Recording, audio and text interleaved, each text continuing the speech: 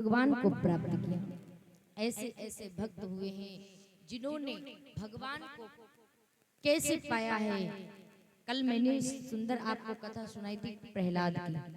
आज ध्रुव और प्रहलाद ऐसी माताएं जिन्होंने ऐसे ऐसे भक्त को जन्म दिया, जिनका नाम वेद पुराणों में विख्यात है, जिनका गुणगान हर कोई करता है। ऐसे पुत्र हुए हैं, धन्य है वो मैया जिन्होंने ऐसे पुत्र को जन्म दिया। आज भी ऐसे ऐसे पुत्र हैं संसार दुनिया में जिन्होंने इतना अच्छा अच्छा कार्य किया है। उनकी माताओं ने, जैसे इस संसार में दो ही ऐसे वीर जवान हैं जिनसे ये पूरा भारत चलता है, जय जवान और जय किसान, जिनसे ये भारत की रक्षा होती है। ऐसे महान व्यक्ति हैं, उनकी मैया को हम कोटि कोटि प्रणाम करते हैं जो बॉर्डर पर खड़े रहते हैं हमारी सुरक्षा के लिए। इतनी ठंडी गर्मी किसके लिए सहन करते हैं? हम लोगों के लिए। ऐसे खड़े रहते हैं, ठंड का महीना हो, कितना भी बर्फ क्यों ना गिरता हो, लेकिन उस ठंड में भी खड़े रहते हैं। किसके खातिर? इस देश के खातिर। दो ही से हमारा भारत देश चलता है, जय जवान और जय किसान। ऐसा नहीं कि भारत देश में से महान व्यक्ति नहीं है। अगर महान व्यक्ति ना होते तो ये धरती दुनिया ना जाने कहां गई होती। ऐसे ऐसे भक्त हमारी इस धराधाम पर हुए हैं। उनकी पावन कथा सभी भक्तों ने श्रवण पान की है। कहते हैं एक बार एक संत जी थे, क्योंकि संतों का जो जीवन होता है ना, उनका तो कथा में और भजन करने में ही निकल जाता है, अपना जीवन ऐसे ही निकाल देते हैं। एक दिन की बात थी कि कहते हैं एक संत जी बैठे हुए थे। संत जी बैठे हुए थे तो वहां पर दो मजदूर निकले और उस संत को देखा और ऐसे कहते हुए निकल गए, देखो कुछ काम धाम करते नहीं, बस खा लेते हैं और पेट बढ़ाते रहते हैं।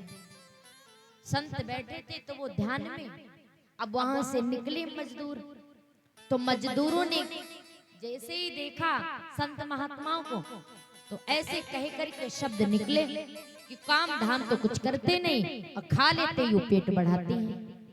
कान में संत जी के पड़ गई बात। जैसे ही आंखें खोली तो दो मजदूर निकले ना, उनसे बोले इधर इधर। अपने सानिध्य में बुलाया, अपने सानिध्य में बुला करके कहा, क्या कहते हो मुझे, क्या बोल रहे थे? थर थर थर थर कांपने लगे मजदूर, कहने लगे कुछ नहीं, कुछ सत्य बोलना, झूठ मत बोलना, क्या बोले हो? कहने लगे बाबा वो मुख से निकल गया। क्या निकल गया? कहने लगे मुख से ये निकल गया, मैंने कहा कि कुछ काम धाम करते नहीं है और बैठे बैठे यूं पेट बढ़ाते हैं।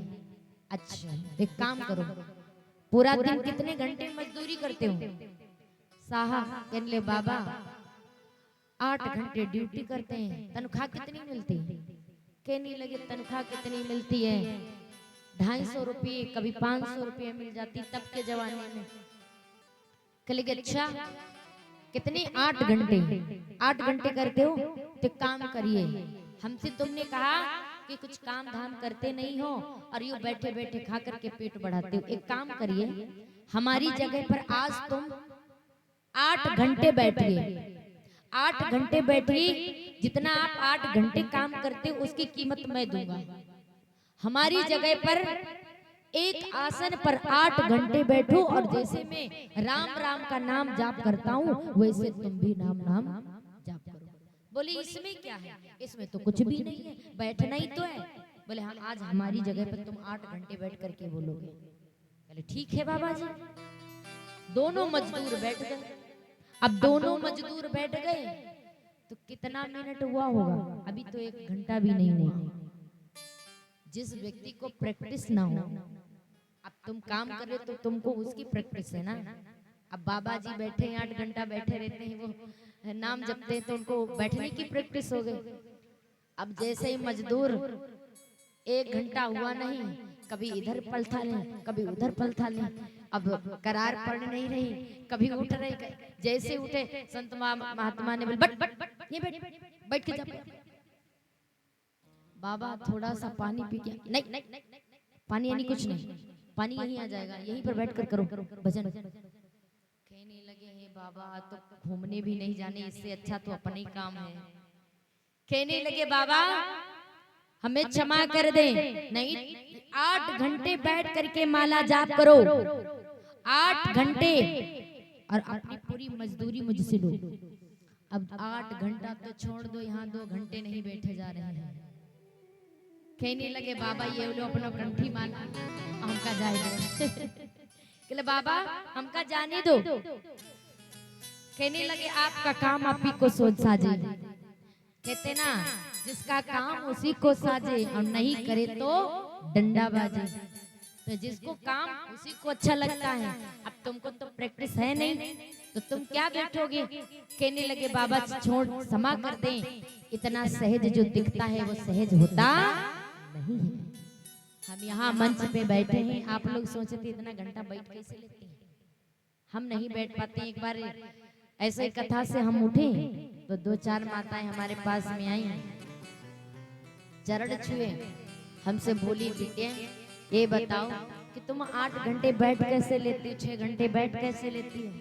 हमने कही ये तो भगवान की कृपा है, और जब आप बैठेंगे तो आपको प्रैक्टिस पड़ जाएगी, तो जब आप प्रैक्टिस पड़ जाएगी तो आप बैठे रहेंगे, तो परमात्मा की कृपा है, उन्हीं के बलबूते पे हम बैठे रहते हैं। इतना सहज नहीं है बैठने की जगह पे। आप लोग पंडाल में बैठे तो कभी पैर आगे को कर लेती हो, कभी कैसे भी कर लेती हो, और मैं आसन जीत कर जैसे शुरुआत से बैठती हूँ वैसे बैठी रहती हूँ। किसकी कृपा है? ये परमात्मा की कृपा है। नहीं हमारी क्षमता नहीं है 8 घंटे बोलना और 4-6 घंटे बोलना।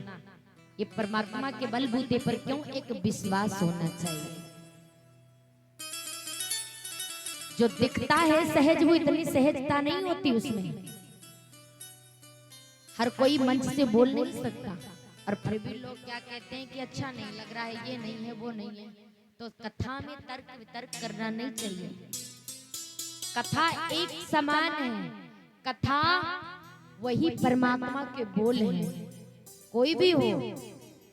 कथा में तर्क वितर्क नहीं करनी चाहिए। तर्क वितर्क किसने की थी? राजा परीक्षित ने। राजा परीक्षित ने तर्क किया था कथा में। भीम का जब श्री सुखदेव जी कथा सुना रहे थे तो राजा परीक्षित ने प्रश्न कर दिया, बीच में बोल पड़े, गुरुदेव एक बात बताओ, भीम में इतना बल था?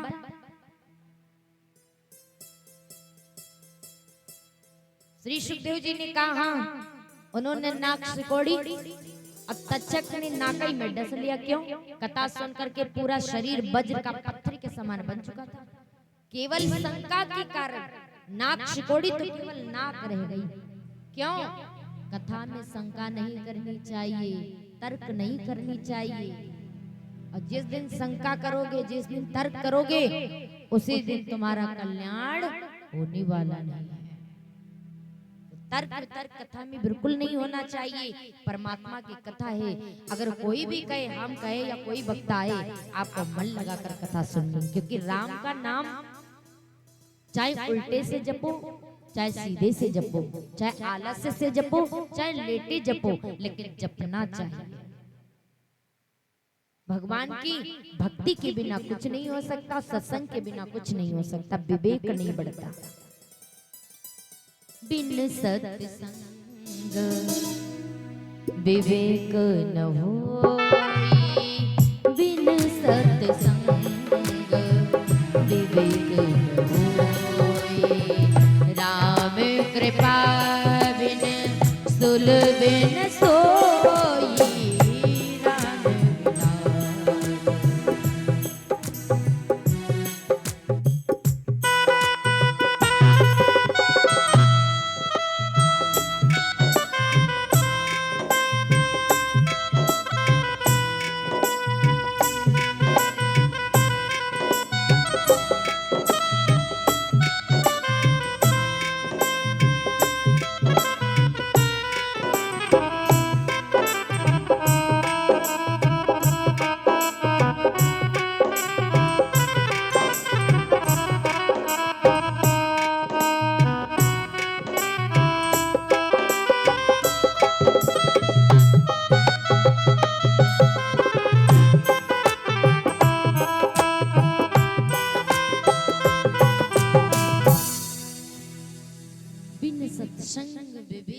होई, राम कृपा बिन सुलभन सोई। बिना सत्संग के विवेक नहीं है। अब वही कहते ना, सत्संग चल रहा हो और उसमें कोई आ जाए रोक टोक करने लगे, जो परमात्मा से डोर लगती है वो कट जाती है। कभी भी हम हो चाहे कोई हो, बीच में अगर कोई बढ़िया बात चल रही हो, बड़े बूढ़े बैठकर बात कर रहे हो, तो बीच में कट से बोलना नहीं चाहिए। अगर कोई सत्संग चल रहा है, उसे पूर्णतः पूर्ण सुन लीजिएगा, उसके बाद में बोलिएगा। आपको लग भी रहा है इसमें कुछ त्रुटि है, तो उसे बाद में भी कहा जा सकता है। बीच में कोई अनिवार्य बात चल रही हो तो कदापि मत खड़े होइएगा, ये सबसे बड़े पाप के भागीदार बनोगे आप। और एक बात मैं और कथा की बता दूं, ये साधारण कथा नहीं है। जो साधारण समझते हैं ना, उसके लिए तो घास फूस से कोई फर्क नहीं पड़ता, और जो इसे मानते हैं कि इससे ही कल्याण एक पापी धुरंधरी उनका कथा सुन करके तरण हो गया है और मोक्ष मिल गया, ये वही कथा है, साधारण कथा नहीं है। जैसे व्यंजन में सार तभी आएगा जब उसमें नमक पड़ा होगा, तभी स्वाद आएगा। और अगर व्यंजन में नमक नहीं है तो मसाला कितना भी कीमती क्यों ना डाल लीजिए, लेकिन जो है भोजन में स्वाद नहीं आएगा। यही कथा का भी प्रभाव होता है। अगर मन से कथा नहीं सुनोगे, चाहे कितना बढ़िया कहने वाला क्यों ना आ जाए, जब आप मन लगाकर कथा नहीं सुनोगे तो वो कथा आपको अच्छी लगने वाली नहीं है। ये कथा का प्रभाव होता है। जैसे एक बार जो परमात्मा का नाम नहीं लेता है वो नास्तिक कहलाता है। एक बार की बात, एक घर में बालक था, घर वाला पूरा सब पूजा पाठ में लगा रहता, लेकिन उसमें एक ऐसा था नास्तिक जो कभी परमात्मा का नाम नहीं लेता था। और जीवन हमारा बदल देता है केवल मात्र एक बार परमात्मा का लेने से। इसका बड़ा कितना महत्व होता है, आइए हम ध्यान से सुनते हैं। वो व्यक्ति कभी परमात्मा का नाम नहीं लेता था। घर वाले बड़े परेशान रहते थे, ना काम करता और ना वो किसी की सुनता और ना परमात्मा का नाम लेता। खा लेता, पी लेता और दिन रात लेटा रहता। क्यों? हम पशुओं से नीचे गिर गए हैं, हम जानवरों से भी नीचे गिर गए हैं। क्यों? हमसे अच्छे तो जानवर होते हैं। कैसे? अरे जो हम कार्य करते वो तो जानवर भी कर लेते हैं। बच्चा पैदा जानवर भी कर लेता है। हम में लिमिट होती है, लेकिन जानवरों में कोई लिमिट नहीं होती। भगवान ने उसको खाने के लिए केवल घास के लिए उसको निर्धारित किया, वो अपनी ही चीज पर निर्धारित है। घास के अलावा और कुछ नहीं खाता है। अगर शेर को मांस डालोगे तो वो मांस खाएगा, अगर उसके सामने फल फ्रूट डाल दोगे क्या वो खाएगा? नहीं खाएगा। और हम लोग जो जानवरों का है वो हम लोग खाते हैं। यहाँ तक गाय घास पर ही निर्धारित करती है, खाती है, लेकिन हम लोग जानवरों का भी खाने लगे हैं। बच्चे पैदा हम लोग भी करते तो जानवर भी पैदा करता है। जानवर को भी डर लगता है, हम भी डरते तो जानवर भी डरता है। हम लोग मारते तो जानवर भी मारता है। लेकिन फर्क इतना है, जो जानवर खाते हैं वो हम खाते हैं, जो हम खाते वो जानवर नहीं खाते हैं। अगर उसके आगे फल फ्रूट डाल दिया जाए तो नहीं खाएगा, लेकिन घास भी हम लोग खा लेते हैं और मांस भी खा लेते हैं। क्या छूटा है? इसीलिए एक मनुष्य जानवर से भी गिरा है, ये गुजरा हुआ है। वो भक्त कभी परमात्मा का नाम नहीं लेता था। घर वालों ने दुखी होकर उसे घर से निकाल दिया, लेकिन